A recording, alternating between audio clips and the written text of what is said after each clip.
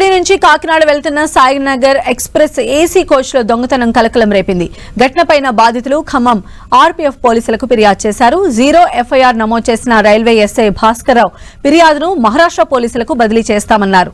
ప్రయాణికులంతా గాఢ నిద్రలో ఉన్న సమయంలోనే దొంగతనాలు జరుగుతున్నాయని చెప్పారు. సికింద్రాబాద్ టు విజయవాడ వరకు మాత్రమే ఆర్పీఎఫ్, జీఆర్పీ పోలీసులు రైళ్లలో సెక్యూరిటీగా ఉంటున్నారన్నారు. ఇతర రాష్ట్రాల్లో మాత్రమే దొంగతనాలు జరుగుతున్నాయని అంటున్న ఎస్ఐ భాస్కర్ రావుతో మా ప్రతినిధి సైదులు ఫేస్ టు ఫేస్.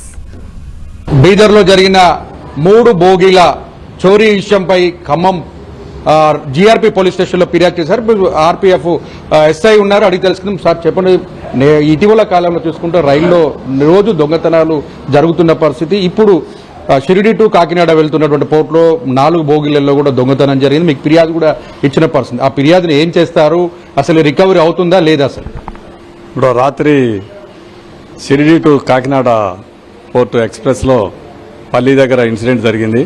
బ్యాగులు లిఫ్ట్ అయినాయి అని చెప్పి వాళ్ళు ఇక్కడ ఖమ్మంలో దిగటం జరిగింది. మన పోలీస్ స్టేషన్కి వచ్చారు.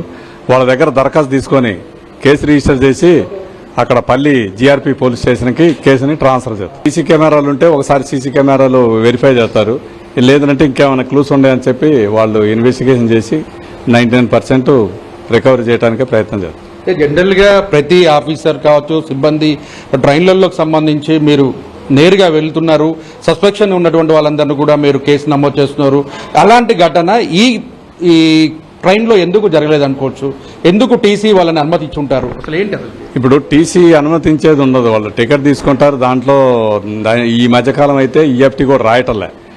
కానీ వీళ్ళు పడుకొని నిద్రపోవటం వల్ల వాడు ఎక్కడెక్కిండు, ఈ బ్యాగ్ ఎక్కడ లిఫ్ట్ అయింది అనేది కరెక్ట్ ప్లేసు, నేరం ఎక్కడ జరిగింది అనేది క్లారిటీగా లేదు. దొంగలు నేరుగా ఎక్కారా అనుకోవచ్చా, లేకపోతే టికెట్ తీసుకున్న తర్వాత దొంగలే టికెట్ తీసుకుని ఆ తర్వాత దొంగతనానికి పాల్పడ్డారనుకోవచ్చు? ఎట్లా అసలు దీన్ని? వాళ్ళు జనరల్ టికెట్ తీసుకొని బండిలో ఎక్కి ఉండొచ్చు, లేదు అని అంటే మధ్యలో ఎక్కడ ఎక్కిన తర్వాత బాత్రూమ్ కాడ ఉండేనా అందరు నిద్రపోయే టైంలో దాంట్లోకి పోయి లిఫ్ట్ చేసి ఉండొచ్చు. మిగిలిన రాష్ట్రాలకు సంబంధించి చూసుకున్నట్లే అటు బీదర్ కావచ్చు, మిగతా ప్రాంతాల్లో అయితే మాత్రం ఎక్కడ ఏసీ బోగిలలో కావచ్చు, మిగిలిన బోగిలలో ఎక్కడ ప్రొటెక్షన్ లేనటువంటి పరిస్థితి అయితే కనిపిస్తుంది. మొత్తంగా ఈ ఘటనకు సంబంధించి ఎక్కడ జరిగింది అన్నది బాధితులకు సరైన అవగాహన లేకపోవడంతో ఆ సీన్ ఆఫ్ ఎఫెన్స్ సంబంధించినటువంటి వాస్తవ పరిస్థితి తెలియకపోవడం వల్లనే ఆ సీసీ కెమెరాలు కావచ్చు ఏవి అందుబాటులో లేకపోవడంతో ఈ కేసు ఎక్కడ నుంచి ఎక్కడికి ఎటువైపు మలుతుంది అన్నది కూడా అర్థం కాని పరిస్థితి అయితే ఉందని కూడా పోలీసులు చెప్తున్న పరిస్థితి. ఏదేమైనప్పుడు కూడా బాధితులకు న్యాయం చేసేందుకు తమ వంతు సహాయ సహకారాలు అందిస్తామని కూడా ఎస్ఐ భాస్కర్ రావు చెప్తున్నారు. కెమెరామెన్ విజయ్తో Saidulu 10 TV Khammam railway station నుంచి.